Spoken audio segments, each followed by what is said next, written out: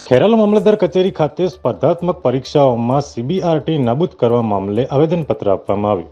આજરોજ તારીખ 2 ઓગસ્ટના રોજ સવારે 11:30 કલાકે સ્પર્ધાત્મક પરીક્ષાઓ આપતા ઉમેદવારો દ્વારા પરીક્ષાઓમાં સીબીઆરટી પદ્ધતિ દૂર કરવા અને ફોરેસ્ટ ભરતીમાં માર્ક્સ જાહેર કરવા માટે ખેરાલુ શહેર અને તાલુકાના ઉમેદવારો દ્વારા ખેરાલુ મામલતદાર કચેરી ખાતે આવેદનપત્ર આપી રજૂઆત કરવામાં આવી હતી. ઉમેદવારોએ રજૂઆત કરી હતી કે એકથી વધારે શિફ્ટમાં પરીક્ષા લેવાતી હોવાથી તેમાં પ્રશ્નોનું સ્તર જળવાતું નથી. ઘણી વખત પેપર સહેલું નીકળે છે, જ્યારે ઘણી વખત ખૂબ અઘરું થઈ પડે છે. મેરિટ યાદીમાં પણ અન્યાય થતો હોવાથી સીબીઆરટી પદ્ધતિ નાબૂદ કરવા માટે રજૂઆત કરી છે. અહેવાલ જીગર મેવાડા, ખેરાલુ.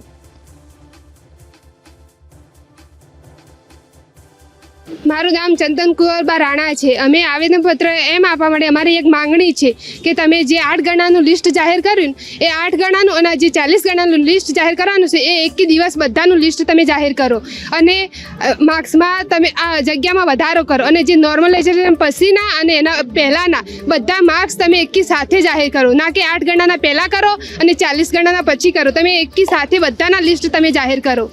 નોર્મલાઇઝેશન પહેલાંના માર્ક્સ અને પછીના માર્ક્સ એકી સાથે એક દિવસે લિસ્ટ જાહેર કરો, ના કે 40 ગણાનું તમે અઠવાડિયા પછી લિસ્ટ જાહેર કરો.